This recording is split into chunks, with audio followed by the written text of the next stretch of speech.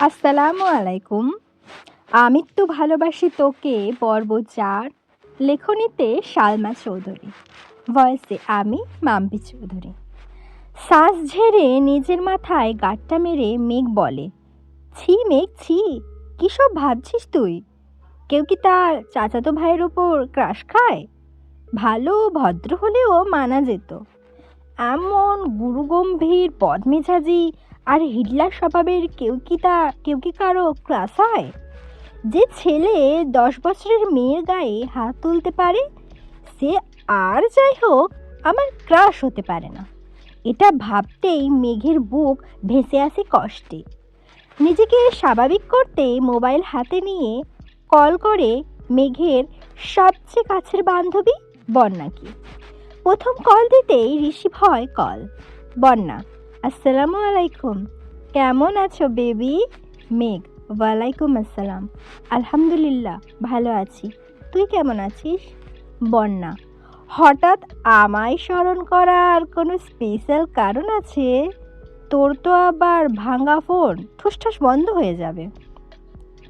মেঘ রাগান্বিত স্বরে এক প্রকার হুঙ্কার দিয়ে বলে, তুই আজ কোচিংয়ে আসিসনি কেন? কি যে একটা জিনিস মিস করেছিস। বন্যা, কি মিস করেছি বলে ফেলো বান্ধবী। মেঘ, এখন বললে কি আর সেই ফিলটা পাবি? আজব। বন্যা, আরে বেবি বলো তুমি, কাল শুক্রবার, কোচিং বন্ধ, আবার দেখা হবে রবিবারে, ততদিন সহ্য হবে না, বলে ফেলো প্লিজ।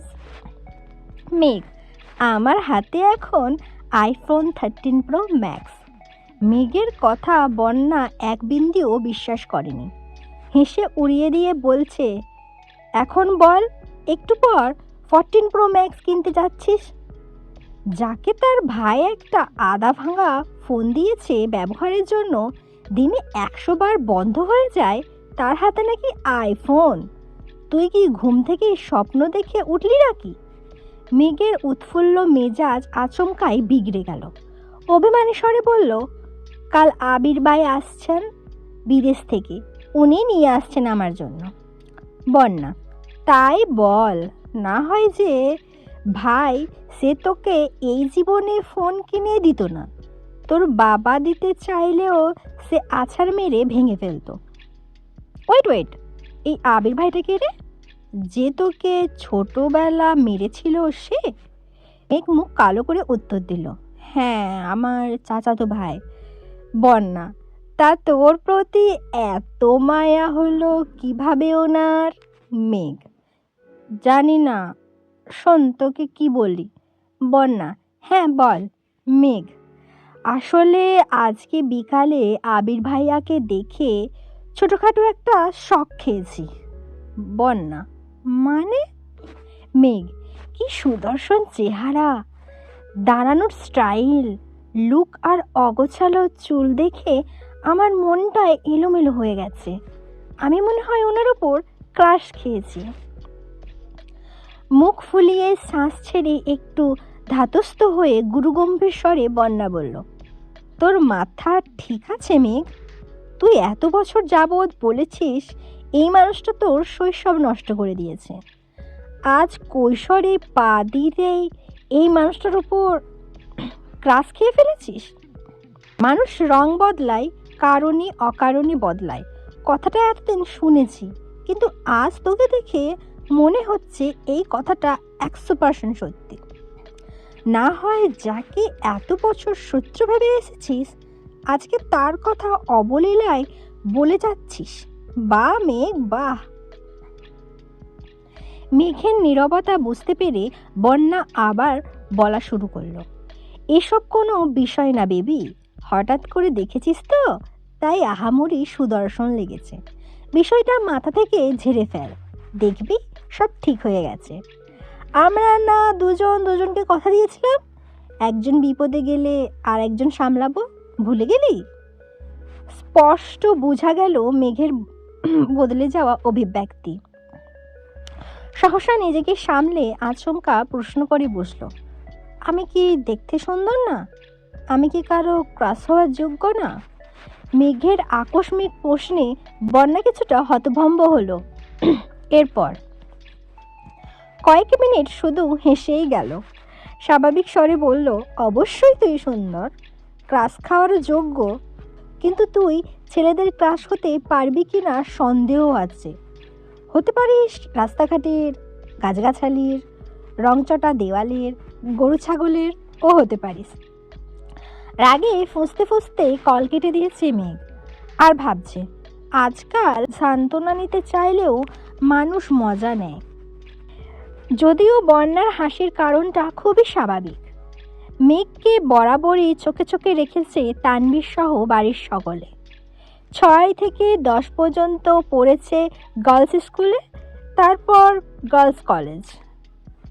আহারে জীবন ধুধু মরুভূমির মতো, কোথাও কেউ নেই। স্কুল কলেজের সামনেই বাসার গাড়ি থাকতো, বাসা টু স্কুল, স্কুল টু বাসা। কোনো ছেলে না দেখলে ক্লাস কিভাবে খাবে? বোধশক্তি হওয়ার পর মেঘ মনে হয় 2 থেকে 3টা বিয়ে খেয়েছে কাজিনদের, যাকে বলে নামের বিয়ে খাওয়া। তানভীরের ভয়ে বিয়ে বাড়ির এক কোণে বসে থাকতো মেঘ। ভাইয়ের কড়া শাসন ছিল, ঘর থেকে বের হতে পারবি না, বরযাত্রী আসলে তো আরও না। ঘরের ভিতরেই তার জন্য খাবার পাঠানো হতো। তানভীর নিজেই বোনকে খাওয়াতো ইচ্ছে মতো। তারপর বিয়ে শেষ হলে মা বোনকে নিয়ে চলে আসতো। গায়ে হলুদে নাচা, গান গাওয়া, এমনকি মেহেন্দিও দিতে পারেনি কখনো। এই কষ্টে এখন আর মেঘ কারো বিয়েতেই যায় না। এতে তানভীর মনে হয় হাঁপ ছেড়ে বেঁচেছে। মেঘের এই সাদা কালো জীবনের কথা শুনলে বন্যা কেন পৃথিবীর সব মানুষই হাসবে। জীবনটা তার তেজপাতা হয়ে গেছে। মাঝে মাঝে ভাবে, এই বাড়িতে জন্মানোটা কি খুব দরকার ছিল? কয়েকবার বন্যা কল ব্যাক করেছে। নিজের জীবনের হতাশার জন্য মেঘ আর কল রিসিভই করেনি। বান্ধবীকে রাগ দেখিয়ে কি হবে? জীবন যেখানে যেমন তা মানতেই হবে। মেঘের বেস্ট ফ্রেন্ড হওয়ায় খেসারত দিতে হচ্ছে বন্যাকেও। মেঘের সাথে সাথে বন্যাকেও চোখে চোখে রাখে তানভীর। কথাই আছে, সঙ্গদোষের লোহা ভাসে। সঙ্গ খারাপ হলে মেঘও খারাপ হবে। তাই সবসময় বন্যার পেছনে লোক রাখিয়ে রাখে। শুধু বন্যায় না, আরও 2জন বান্ধবী আছে মেঘের। একজন পাখি আর একজন মায়া। ওদেরকেও নজরে রাখে তানভীর। বোনকে সব দিক থেকে প্রোটেক্ট করাই যেন তার প্রথম এবং প্রধান কাজ। আবির বিকাল থেকে ঘুমাচ্ছে। সন্ধ্যা 7টায় ঘুম ভাঙে আদির ডাকে। যে আবিরের আব্বু আর মেঘের আব্বু বসে আছেন। আবির বাইক কেনার কথা শুনেই তাড়াতাড়ি চলে এসেছেন অফিস থেকে। আবির ঘুম থেকে উঠে চোখে মুখে পানি দিয়ে টাওয়াল দিয়ে কোনো রকমে মুখটা মুছে তৎক্ষণাৎ রুম থেকে বের হয়। সে তার বাবাকে খুব ভালো করে চিনে, ডাকার সঙ্গে সঙ্গে উপস্থিত না হলে বাড়িতে তাণ্ডব শুরু করে দেবেন। আবিরের চোখে মুখে ঘুমের প্রভাব স্পষ্ট। ব্যস্ত পায়ে হাঁটছে সে। আচমকা এলোমেলো পায়ে ছুটে রুম থেকে বের হয় মেঘ। চুলগুলো অগোছালো। আকস্মিক ধাক্কা এড়াতে চটজলদি নিজেকে নিয়ন্ত্রণ করে অগ্নি দৃষ্টিতে তাকায় আবির। তৎক্ষণাৎ মোটা ভুরু যুগল শিথিল হয়ে যায়। অমর্ত্য চেয়ে রইল সে। এক মুহূর্তের জন্য মস্তিষ্ক থমকে আছে আবিরের। দৃষ্টি তার প্রখর। আচমকা হাঁটা থামাতে শ্বাস ভারী হয় আবিরের। কালো জামা পরিহিতা এক ললনার দিকে দৃষ্টি পড়ে। আপাদ মস্তক দেখল একবার। কালো জামাতে যাকে অপ্সরার ন্যায় লাগছে। এলোমেলো চুলগুলো তার কোমর ছাড়িয়েছে। চুল দেখে মনে হয় জীবনানন্দ দাশের বনলতাকে উদ্দেশ্য করে লেখা। চুল তার কবেকার অন্ধ, কার বিদিশার নেশা। গতি থামাতে গিয়ে মেঘের ছোট দেহ কম্পিত হয়। দৃষ্টি পড়ে 6 ফুট লম্বা মানুষটার বুকে। মেঘ মুখ তুলে তাকায় সেই মানুষটার চেহারার পানে। আবিরের চোখের দিকে বিস্ময়াভিভূত নয়নে তাকিয়ে থাকে মেঘ। পলকও পড়ছে না একটিবার। আবিরের চোখে মুখে ছিটানো পানির ঝাপটায় এলোমেলো চুলগুলো থেকে চুইয়ে চুইয়ে পানি পড়ছে, যা তার পরনের সাদা টি শার্ট অল্প স্বল্প ভিজিয়ে দিচ্ছে। সেদিকে খেয়াল নেই আবিরের। আবির কয়েক সেকেন্ড স্তব্ধ থেকে হঠাৎ চোখ সরিয়ে পুনরায় রুদ্র মূর্তি ধারণ করে সবেগে হাঁটা দেয় সিঁড়ির দিকে। পেছন থেকে অষ্টাদশীর কোমল কণ্ঠে ডাক শুনে থমকে দাঁড়ায় আবির, তবে পেছনে তাকানোর প্রয়োজন মনে করেনি সে। মেঘ ভয়াত্ম কণ্ঠে বলে, থ্যাংক ইউ আবির ভাই। আবির শুনল কি না কে জানে, এক মুহূর্ত দাঁড়িয়ে যথারীতি ব্যস্ত ভঙ্গিতে নিচে নেমে যায়। মেঘ ঠাঁই দাঁড়িয়ে আছে দরজার সামনে, থরথর করে কাঁপছে। মেঘের হাত পা, মেঘের মনে হচ্ছে ভোঁ ভোঁ করে ঘুরছে সমগ্র পৃথিবী। কেন জানি দাঁড়িয়ে থাকার শক্তি পাচ্ছে না মেয়েটা। নিজেকে নিয়ন্ত্রণ করতে তাড়াতাড়ি দেয়ালে ঠেস দিয়ে দাঁড়িয়েছে। এতগুলো বছর পর আবিরের চোখে চোখ রাখলো মেঘ। ভেতরটা ভয়ে আঁতকে উঠছে বারবার। আত্মরাত্মা আটকে যাচ্ছে মেঘের। সোফায় বসে আছেন দুই ভাই, বাড়ির মহিলা রান্নাঘরে কাজে ব্যস্ত থাকলেও নজর তাদের এদিকে। কি হবে কে জানে। আলী আহমেদ খান নিজের গাম্ভীর্যতা বজায় রেখে এক প্রকার হুঙ্কার দিয়ে প্রশ্ন করলেন, তুমি নাকি বাইক কিনেছ? এই কথায় হুঁশ ফিরে অষ্টাদশীর। কিছুটা স্বাভাবিক হয়ে দু পা সামনে এগিয়ে বারান্দার সাইডে দাঁড়িয়ে নিচে তাকায় মেঘ। নিচে সোফায় বসা আব্বু আর বড় আব্বু তাদের থেকে কিছুটা দূরে দুহাত ভাঁজ করে সটান হয়ে দাঁড়িয়ে আছে আবির। জি, ভাবলেশহীনভাবে উত্তর দেয় আবির। কিন্তু কেন? পুনরায় হুঙ্কার দেয় তার আব্বু। আমার বাইক কেনার ইচ্ছে ছিল তাই কিনেছি। তুমি জানো না এই বাড়িতে বাইক কেনা বা চালানো নিষেধ? এবার প্রশ্নটা চাচ্চু মোজাম্মেল খান করলেন। হ্যাঁ জানি। 20-30 বছর আগে কি ঘটে গেছে তা নিয়ে আতঙ্কে থাকার কোনো মানে হয় না। যদি কপালে খারাপ কিছু লেখা থাকে তাহলে সেটা 7 সমুদ্র পাড়ি দিয়ে হলেও আসবেই। সেটা আমি ঘরে বসে থাকলেও হবে আর গাড়িতে চলাচল করলেও হবে। তোমরা দুই ভাই কি নিজেদের মর্জি মতোই চলবে? আলী আহমেদ খান রাগান্বিত স্বরে প্রশ্ন করলেন। বাইক কেনা যদি নিজের ইচ্ছে মতো চলা হয় তাহলে আমি দুঃখিত আব্বু। এই ব্যাপারে আমি নিজের মনের কথাই শুনব। আমাদের নিজস্ব 3টা গাড়ি আছে। এত এত গাড়ি কেন কিনলাম? তোমাদের জন্যই তো। মোজাম্মেল খান কোমল স্বরে বললেন। গাড়িতে চলাচল আপনাদের ইচ্ছে, তাই আপনারা গাড়ি কিনেছেন। আমার গাড়িতে চলাচল করতে ভালো লাগে না, তাই আমি বাইক কিনেছি। এটা নিয়ে এত কথা বাড়ানোর কি আছে চাচ্চু? তোমাদের বাইক সম্পর্কিত জেরা শেষ হলে আমার তোমাদেরকে একটা গুরুত্বপূর্ণ কথা বলা আছে। আবির আব্বুর দিকে তাকিয়ে কথাগুলো বলল। এতক্ষণ বাড়ির মহিলা রান্নাঘরে থাকলেও এবার আর থাকতে পারলেন না। এক ছুটে সবাই ড্রয়িং রুমে চলে এসেছেন। মেঘ তীক্ষ্ণ দৃষ্টিতে তাকিয়ে আছে আবিরের দিকে। এই বাড়িতে এত বছরে কাউকে গলা উঁচু করে মুখের ওপর কথা বলতে শোনেনি সে। তানভীর ভাইয়া যত মেজাজ দেখিয়েছে সব মেঘের ওপর। বড় আব্বু বা নিজের আব্বুর মুখের ওপর কথা বলার সাহস হয়নি তার। আবির ভাই 2 দিন হলো এসেছে, আজই বাবার মুখের ওপর নিজের মর্জি শোনাচ্ছে। এখন মেঘের মনে হচ্ছে উনি হিটলারের থেকেও বড় মাপের কিছু। মনোযোগ দিয়ে বাকি কথা শোনার চেষ্টা করছে মেঘ। আবির, আব্বু, চাচ্চু, আমি অনেক দিন যাবৎ চিন্তা ভাবনা করেছি নিজে একটা কোম্পানি শুরু করার। তোমরা অনুমতি দিলে কাজ শুরু করব। মোজাম্মেল খান ও আলী আহমেদ খান দুজনেই মাথায় যেন আকাশ ভেঙে পড়েছে। এত বছর ছেলেকে বাহিরে রেখে পড়াশোনা করিয়েছেন, দেশে এসে নিজের ব্যবসার হাল ধরবে। দেশে পা দিতেই নিজে কোম্পানি খোলার চিন্তা ভাবনা করছে ছেলে। মোজাম্মেল খান চিন্তিত স্বরে বললেন, আমরা তো ভেবেছিলাম তুমি পারিবারিক ব্যবসাকে এগিয়ে নিয়ে যাবে। আবির কিছু বলার আগেই আলী আকবর খান বলে উঠলেন। ঠিক আছে, তুমি পড়াশোনা করে এসেছো, তোমার নিজস্ব মতামতের গুরুত্ব আমরা অবশ্যই দেব। তোমার নতুন কোম্পানি নিয়ে আমাদের কোনো আপত্তি নেই, তবে আমার একটা শর্ত আছে। তুমি আমাদের কোম্পানির সিইও হবে। আগামীকাল শুক্রবার অফিস ছুটি, তাই তুমি শনিবার অফিসে যাবে। তোমাকে অফিসিয়ালি সিইও পদ দেওয়া হবে। তারপর তুমি আমাদের অফিস সামলে যদি নতুন কোম্পানি শুরু করে প্রতিষ্ঠিত হতে পারো, তাতে আমাদের কোনো আপত্তি নাই। বেস্ট অফ লাক মাই বয়। আবির যেন আগে থেকেই জানতো এরকম কিছু হবে, তাই তার মধ্যে কোনো পরিবর্তন দেখা গেল না।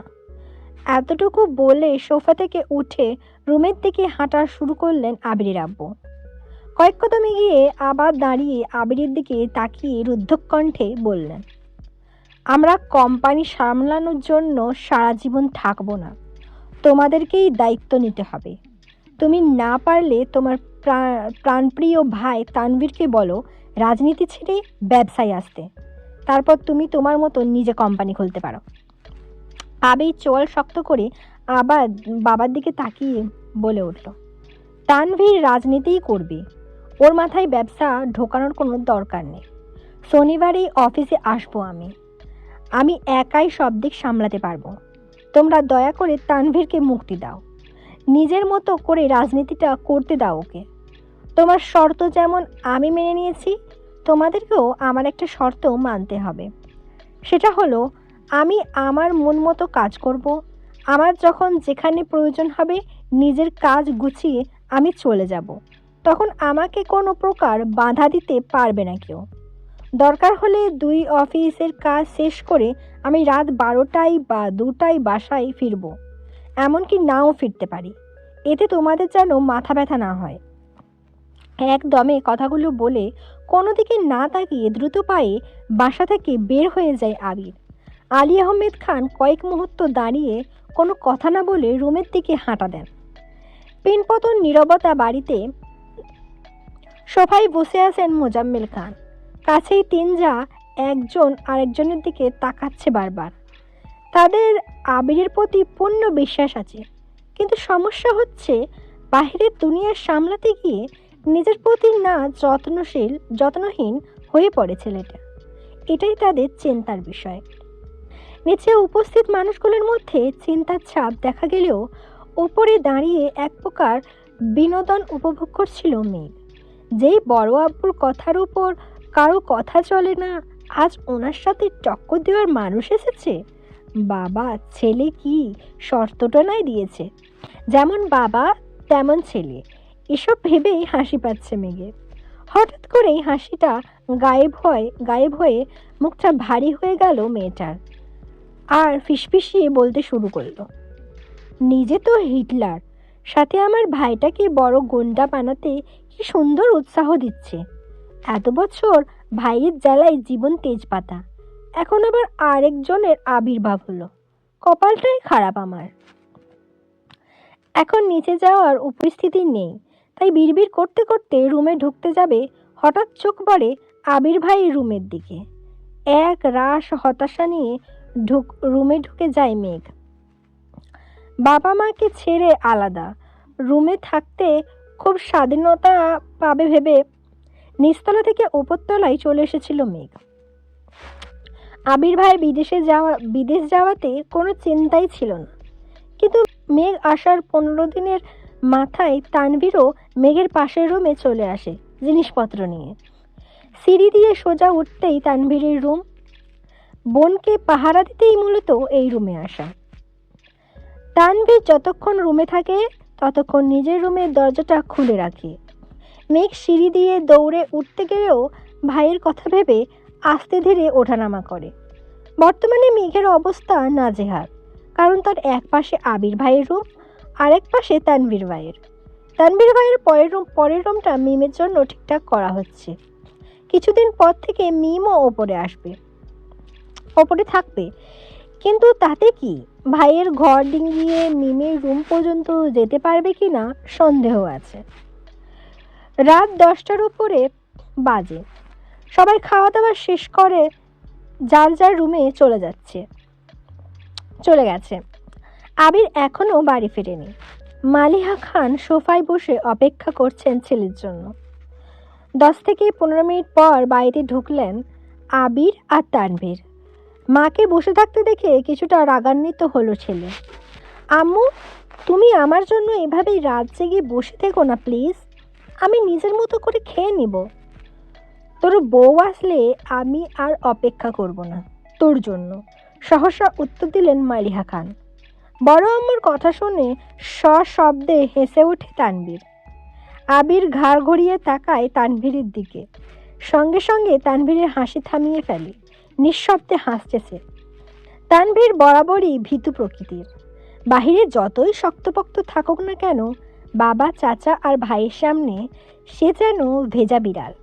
এতদিন যত কাজে থাকতো, ছেলেটা 8 থেকে 9টার মধ্যে বাড়ি এসে সবার সাথে খেতে বসতো। কিন্তু আবির ফেরাতে টাইম শিডিউলে কিছুটা পরিবর্তন হয়েছে ছেলেটার। তো এই ছিল আমি তো ভালোবাসি তোকে পর্ব 4। পরবর্তী পর্ব নিয়ে খুব তাড়াতাড়ি আসবো। আর কোথাও আটকে গেলে বা বলতে অসুবিধা হলে ক্ষমা করে দেবেন, ভুল ত্রুটি মাফ করবেন। তো নিজেদের খেয়াল রাখবেন। আল্লাহ হাফিজ।